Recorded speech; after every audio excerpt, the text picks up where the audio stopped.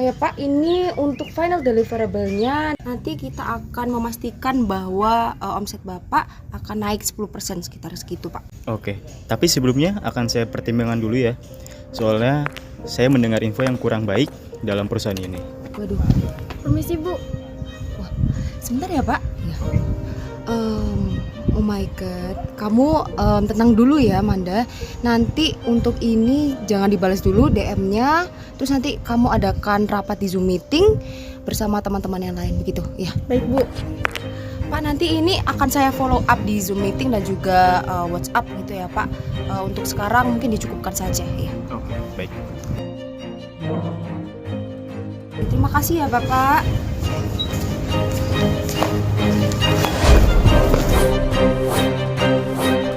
Saya men-cancel kita semua dan data sudah menghabis. Jawab buat kita gimana Bu? Kenapa jadi ricu kayak gini sih? Untuk masalah ini Saya minta tolong untuk sekretaris saya untuk mengadakan jumpa pers besok pagi ya.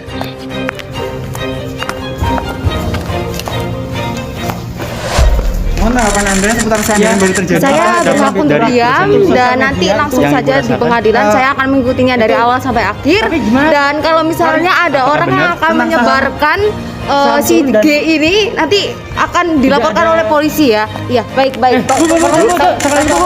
Satu lagi Bu. Nah, gimana dengan video tadi? Udah paham belum? Tentu belum dong. Nah, disinilah kami kelompok 5 akan menjabarkan secara detail mengenai komunikasi kepemimpinan yang efektif dalam pihak eksternal maupun internal, yaitu 6 gaya kepemimpinan. Apa aja? 1. Visioner, yaitu merupakan gaya kepemimpinan yang menggerakkan seseorang untuk mencapai tujuan bersama dalam suatu organisasi. Dampak dalam suatu organisasi yaitu iklimnya menjadi positif dan juga melakukan perubahan baru dan membutuhkan visi baru serta arah tujuan yang jelas dalam suatu organisasi. Yang kedua, pelatihan, yaitu merupakan gaya kepemimpinan dalam menghubungkan apa yang diinginkan seseorang dengan tujuan organisasi. Nah, dampak dalam situasi organisasinya sangatlah positif dan sangat baik digunakan dalam membantu kinerja karyawan dengan membangun jangka yang panjang. Yang ketiga, afiliasi, yaitu merupakan gaya kepemimpinan dalam menciptakan hubungan yang harmoni terhadap karyawan dengan satu yang lain.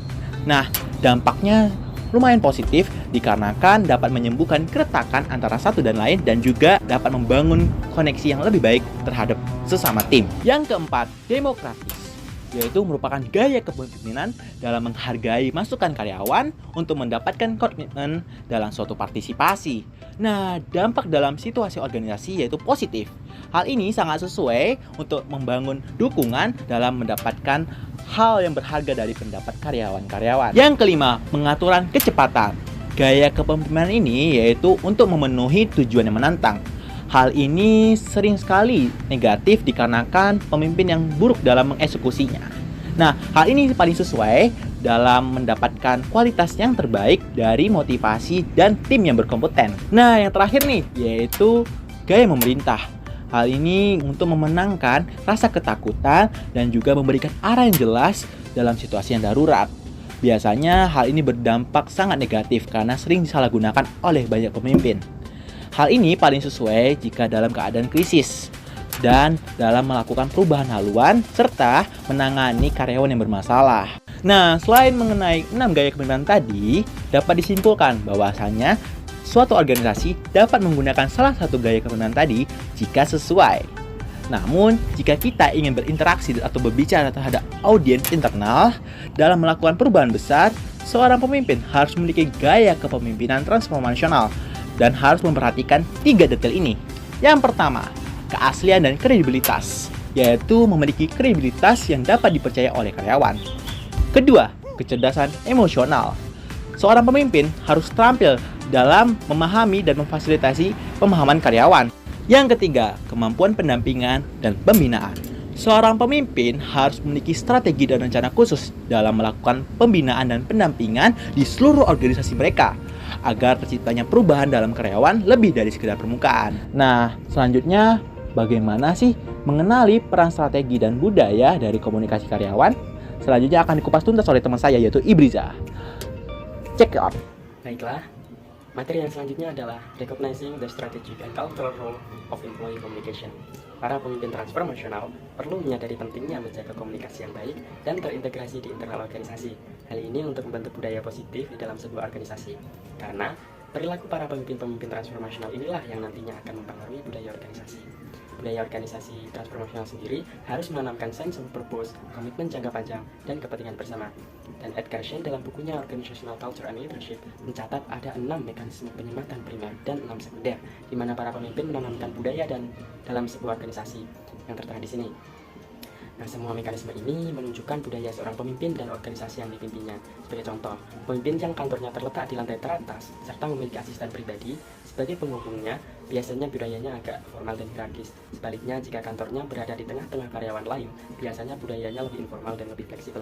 Jika seorang pemimpin ingin mengubah budaya tersebut, dia perlu mengubah beberapa atau bahkan semua mekanisme penyematan tadi, yang tentunya perubahan ini memerlukan kesepakatan bersama, serta pemimpin perlu memperjelas visi dan tujuan mereka kembali, kemudian mengkomunikasikannya ke audiens internal.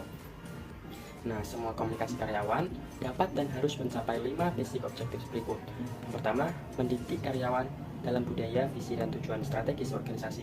Yang kedua, memotivasi dukungan karyawan untuk tujuan organisasi. Yang ketiga, mendorong kinerja yang lebih tinggi dan upaya diskresi untuk mencapai tujuan organisasi. Yang keempat, membatasi kesalahpahaman dan rumor yang dapat merusak moral dan produktivitas organisasi. Dan yang terakhir, menyejajarkan karyawan di bawah tujuan kinerja organisasi dan memposisikan mereka dengan tepat untuk membantu mencapainya. Nah, untuk dapat mencapai semua basic objectives ini, pesan yang disampaikan harus jelas, konsisten, dan tepat sasaran. Komunikasi karyawan yang efektif adalah produk, yaitu pesan yang ingin ditransfer oleh organisasi, dan proses, yaitu saluran untuk mentransfer pesan tersebut. Para pemimpin perlu memperhatikan keduanya dan mengembangkan strategi komunikasi untuk semua audiens internal organisasi dalam mencapai tujuan organisasi. Itu saja dari saya, selanjutnya akan disampaikan oleh teman saya. Nah, materi selanjutnya kita akan membahas tentang establishing effective internal communication. Pada intinya, komunikasi internal yang efektif terdiri dari 1. Supportive management, 2. Targeted message, 3. Effective media forum, 4. Well-positioned staff, dan 5. Ongoing assessment. Nah, langsung saja kita pembahasan pertama, yaitu supportive management. Semua karyawan dalam posisi kepemimpinan mencontoh perilaku komunikasi yang mereka harapkan dari orang-orang yang mereka lihat. Jika sebuah organisasi ingin karyawan melihat komunikasi sebagai hal yang penting, para pemimpin perlu menunjukkannya. Jadi di sini para pemimpin perlu menunjukkan dukungan dan keyakinan pada nilai-nilai komunikasi. Selanjutnya, targeted message. Komunikasi yang efektif tergantung pada membuat semua pesan khusus untuk audien yang menerimanya. Nah, oleh karena itu, para pemimpin perlu menganalisis banyak audien internalnya dan memahami pesan apa yang harus dikirim ke audien internal mana. Pesan yang ditargetkan harus relevan dan bermakna untuk setiap kelompok karyawan yang ditargetkan. Kita lanjut ke selanjutnya, yaitu effective media forum. Nah, organisasi perlu mengkomunikasikan pesan internal melalui beberapa media yang berbeda. Nah, ini untuk menjangkau semua karyawan. Pemimpin perlu melihat dengan kritis di media, memutuskan kapan situasi yang berbeda memerlukan media yang berbeda. Nah, kita lanjut yang keempat, yaitu well-positioned staff. Staf komunikasi harus ditempatkan dekat dengan masalah dan keputusan bisnis yang paling penting dan terlibat dalam proses perencanaan strategis dan bisnis agar komunikasi internal dapat sepenuhnya efektif. Nah, kita lanjut yang terakhir, yaitu ongoing assessment. Organisasi perlu memasukkan kemampuan dan kinerja komunikasi dalam penilaian karyawan. Formulir evaluasi karyawan harus mencakup pertanyaan tentang seberapa baik karyawan berkomunikasi dengan orang lain di departemen mereka serta orang-orang di luar kelompok mereka. Mengapa visi dan misi penting? Apa itu visi dan misi? Kapan visi dan misi paling efektif? Dan bagaimana organisasi membangunnya? Pada kali ini, saya akan membahas mengenai penggunaan visi dan misi untuk memperkuat komunikasi internal. Seorang pemimpin yang mampu mengkomunikasikan visi dan misi secara efektif akan memperkuat posisi seorang pemimpin dalam memimpin di situasi atau lingkungan apapun. Dalam sebuah organisasi, visi dan misi yang jelas akan membantu memastikan bahwa pekerjaan yang dilakukan semua orang adalah untuk alasan yang tepat dan tujuan yang benar. Ada beberapa alasan mengenai mengapa visi dan misi yang baik penting untuk sebuah organisasi. Yang pertama, visi dan misi menginspirasi tindakan individu, menentukan perilaku, dan menjadi bahan bakar motivasi. Yang kedua, visi dan misi membangun kondisi yang kuat dari tujuan, standar, dan objektif guna memandu para perencana dan manajer. Yang ketiga, visi dan misi memenuhi kebutuhan organisasi akan efisiensi dan kebutuhan karyawan tentang identitas kelompoknya. Dan yang keempat, visi dan misi memberikan arahan yang mana sangat penting pada perubahan, terutama untuk membuat semua orang bergerak menuju tujuan yang sama. Selanjutnya adalah definisi dari visi dan misi. Misi adalah sebuah pernyataan tentang alasan dari keberadaan sebuah organisasi, sedangkan visi merupakan suatu rangkaian kata yang di dalamnya terdapat impian, cita-cita, atau nilai inti dari suatu lembaga atau organisasi. Ada 5 tahapan dalam membuat visi dan misi. Yang pertama, buat draft awal. Para pemimpin organisasi menyatukan ide dan gagasan mereka untuk membuat draft awal visi dan misi. Yang kedua, perjelas artinya. Draft sebelumnya dilihat secara kritis kata demi kata, lalu setiap kata diambil dan dijelaskan arti atau makna di baliknya. Yang ketiga, buat dalam 25 kata atau kurang. Visi dan misi harus cukup ringkas sehingga orang dapat dengan mudah mengingatnya. Yang keempat, kembangkan tujuan strategis untuk membuat visi dan misi spesifik. Tujuan strategis harus berupa tindakan spesifik yang dirancang untuk membantu mencapai visi dan misi dan membawa keunggulan kompetitif yang berkelanjutan. Dan yang kelima, mengadakan pertemuan dengan karyawan untuk menguji visi dan misi. Rapat merupakan cara untuk melibatkan karyawan dalam berdiskusi atau bahkan menyempurnakan visi dan misi. Perubahan dalam suatu organisasi merupakan hal yang tidak dapat dihindari. Untuk dapat melakukan perubahan yang sukses, seorang pemimpin perlu menghadapi tantangan untuk mengkomunikasikan perubahan tersebut kepada orang banyak. Lalu gimana sih cara yang efektif untuk mengkomunikasikan perubahan kepada orang banyak? Yang pertama ada determining the scope of change communication. Untuk menentukan komunikasi yang diperlukan, seorang pemimpin perlu menanyakan 3 pertanyaan. Yang pertama, apakah perubahan yang diusulkan merupakan transformasi besar bagi perusahaan atau hanya terdiri dari penyesuaian tambahan? Yang kedua, apakah perubahan melibatkan seluruh perusahaan atau terfokus pada satu kelompok saja? Dan yang ketiga, berapa banyak orang dalam perusahaan yang akan terlibat dan terpengaruh? Berikut ada 3 level dalam usaha mengkomunikasikan perubahan. Untuk perubahan yang simpel seperti perubahan peraturan, maka perusahaan bisa menggunakan level 1 Basic of Communication. Dan untuk perubahan yang lebih kompleks seperti penilaian performa yang baru, maka perusahaan bisa menggunakan level 2 Strategic Communication. Dan untuk perubahan yang lebih menyeluruh seperti merger dengan perusahaan lain, perusahaan bisa menggunakan level 3 Major Change. Kedua, ada Structuring Communication Program for Major Change.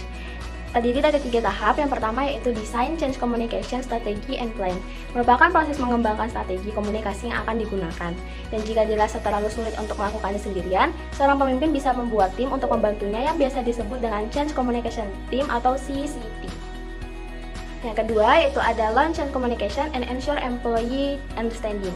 Langkah ini dimulai dengan mengkomunikasikan perubahan yang akan dilakukan dan memastikan bahwa karyawan mengerti perubahan apa yang akan terjadi. Yang terakhir ada Monitor Result and Make Adjustment. Setelah menyampaikan pesan, penting untuk mengadakan survei agar kita tahu apakah pesan disampaikan dengan baik. Hasil survei tersebut akan menentukan apakah kita perlu mengganti isi pesan atau media yang digunakan atau pesan sudah tersampaikan dengan baik. Oke, selanjutnya kita akan membahas Developing an External Relations Strategy. Nah, hubungan eksternal yang efektif tentu membutuhkan strategi komunikasi yang baik. Dengan mengingat Communication Strategy Framework seperti yang ada di sini, pemimpin dapat melakukan 7 langkah-langkah berikut yang akan kami jelaskan satu persatu untuk membuat strategi komunikasi eksternal. Yang pertama yaitu Clarify the Purpose and Strategic Objective. Nah, organisasi harus memiliki pesan atau tema utama dan menyeluruh yang nantinya akan mewujudkan visi, misi, dan tujuan strategis perusahaan. Oleh karena itu, pesan atau tema sentral tadi harus memiliki tujuan dan sasaran yang jelas dan konsisten.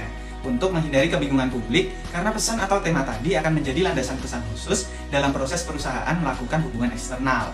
Contohnya ketika mengumumkan produk baru hingga menangani krisis komunikasi. Yang kedua yaitu Identify Major Audiences or Stakeholders. Stakeholder eksternal organisasi terdiri dari setiap orang, kelompok, atau entitas di luar organisasi yang mungkin terpengaruh atau dipengaruhi oleh aktivitas, pesan, maupun citra organisasi. Nah, berikut ini adalah list stakeholder perusahaan yang akan berbeda-beda bergantung pada jenis perusahaan dan industrinya. Nah, setelah menentukan stakeholdernya, perusahaan perlu menetapkan prioritas dalam menjangkau tiap stakeholder dengan pesan umum serta pesan khusus yang telah disesuaikan. Perlu diingat, pesan harus konsisten meskipun penyampaiannya akan sedikit berbeda untuk menyesuaikan audiens yang juga berbeda. Nah, pertanyaan berikut ini akan membantu perusahaan dalam memprioritaskan stakeholder eksternalnya. Yang ketiga yaitu Creating the Major Messages. Pemimpin perlu menyadari bahwa pesan yang ditujukan untuk audiens eksternalnya jauh lebih rentan terhadap gangguan, interupsi, dan hambatan daripada pesan yang ditujukan untuk audiens internal. Nah, hal ini akan mengantarkan kita pada pertanyaan, kriteria pesan yang baik itu yang gimana sih? Jadi, pesan yang baik adalah pesan yang memenuhi 4 kriteria, yaitu jujur, jelas, konsisten, dan bermakna. Pemimpin akan mampu mencegah interupsi dan mengatasi sebagian besar gangguan dan distorsi jika mereka dapat memastikan terpenuhinya 4 kriteria tadi. Yang keempat yaitu Select, Limit, and Coach the Spokespersons. Berikut ini adalah 3 aturan utama dalam memilih juru bicara. Yang pertama, mereka harus berada pada tingkat yang tepat untuk masalah tersebut. Spokesperson berpangkat tinggi bisa menunjukkan bahwa masalah yang dibahas merupakan hal yang penting, begitu juga sebaliknya. Yang kedua, mereka harus memproyeksikan etos positif. Etos ini berhubungan dengan bagaimana orang tersebut tampil di depan umum dan seberapa dekat dia dengan situasi yang dibahas. Yang ketiga, mereka seharusnya mendapatkan pelatihan media. Nah, pelatihan ini biasanya akan mencakup siapa, apa, kapan, di mana, dan bagaimana berurusan dengan media dan publik, serta pelatihan untuk memproyeksikan citra positif.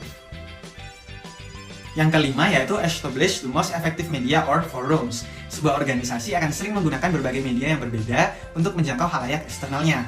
Hal ini tergantung pada kepentingan dan besarnya skala komunikasi yang dibutuhkan. Nah, berikut ini adalah daftar media eksternal yang paling sering digunakan dan batasan penggunaan masing-masing secara efektif. Selanjutnya untuk poin ke-6 dan ke-7 akan dijelaskan oleh teman saya yaitu Afdil. Di sini saya akan menjelaskan mengenai cara menentukan waktu yang terbaik untuk sebuah perusahaan. Nah, pengaturan waktu ini sangatlah penting bagi sebuah perusahaan, di mana perusahaan ini memiliki waktu yang sangat banyak, tetapi harus dilakukan secara efektif, seperti menanggapi sebuah kasus atau masalah, apakah akan ditindaklanjuti secara cepat ataupun lambat. Nah, sebaiknya perusahaan menanggapinya secara cepat, karena agar tidak menumpuk di kemudian harinya. Nah, baik, kemudian dilanjut dengan mengamati hasil. Nah, sebuah perusahaan tentunya harus melakukan tindakan pengamatan hasil ini. Nah, pengamatan hasil ini akan menunjukkan sebuah reputasi dari beberapa hari ini, apakah reputasinya baik di kalangan masyarakat ataupun buruk.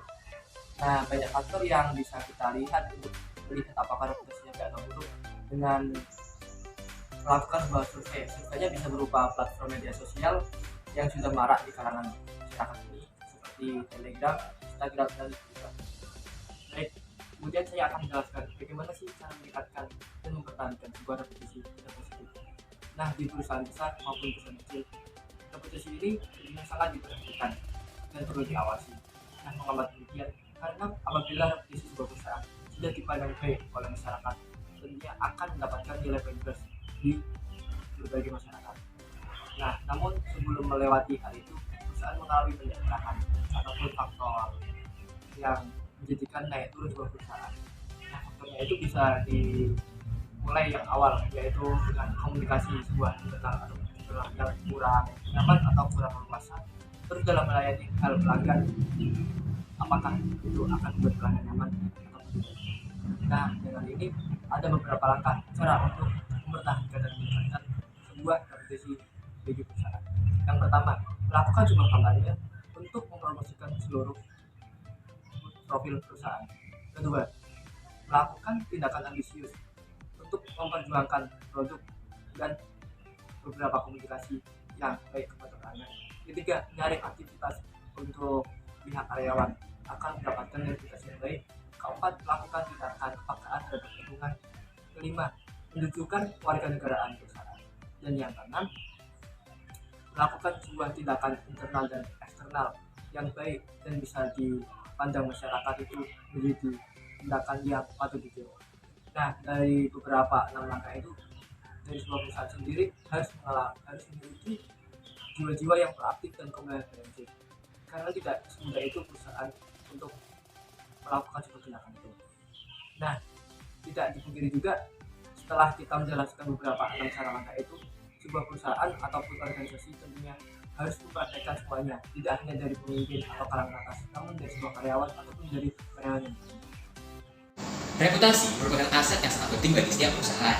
Reputasi yang baik akan mendorong konsumen untuk membeli barang atau jasa dari perusahaan tersebut. Sehingga setiap perusahaan akan selalu berusaha semaksimal mungkin untuk bisa memaksimalkan reputasi baik tersebut. Namun, dengan perkembangan teknologi terutama di bidang komunikasi, keburukan dari suatu perusahaan akan dapat menyebar dengan mudah, terutama melalui media berita.